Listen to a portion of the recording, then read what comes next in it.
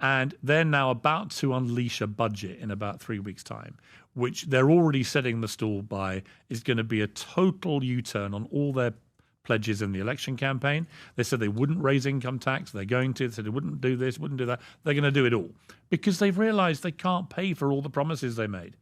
And I think this is what's going to happen in New York. How ugly things going to be in New York? Well, it's going to get very interesting politically, I think, because Mamdani is clearly the most charismatic figure the Democrats have had, really, for a long time, since Obama, you could argue. What do you think about what Tommy has shown when he's going in the streets, having 100,000 people showing up? A lot of people in London finally are coming out saying the Overton window of immigration, not even people in London, the story came out last week. I just find nothing in common with these people.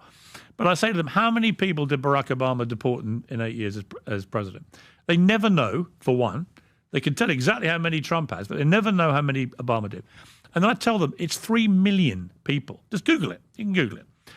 But you have to have control of your borders, and you have to have a sensible, tough immigration policy. The irony for me is when you try and become like I have, I'm a exceptional alien is my status on my visa status for the United States. I always laugh. They literally call you aliens. If you guys want to make another kid, it has to be Mommy's Belly, right? The level of pride this kid has to be in a bed, David, that the mommy gave birth to the kid.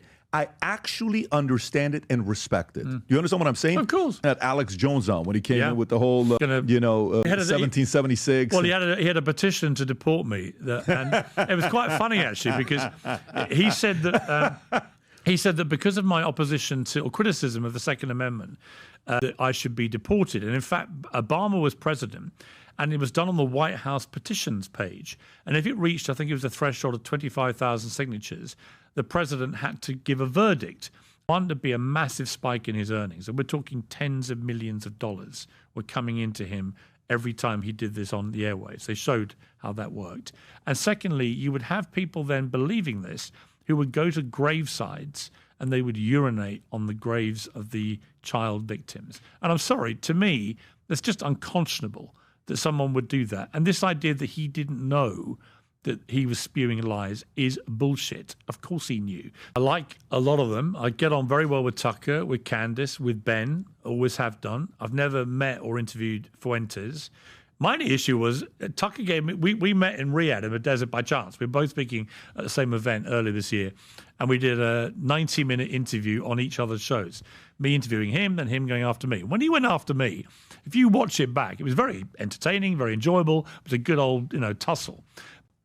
And you met her before, right? And then bang, suddenly never heard from her again. Never heard from him either, Rick Hoffman, who neither of them were known in the UK. I was like, who are you two little, what's happened, right?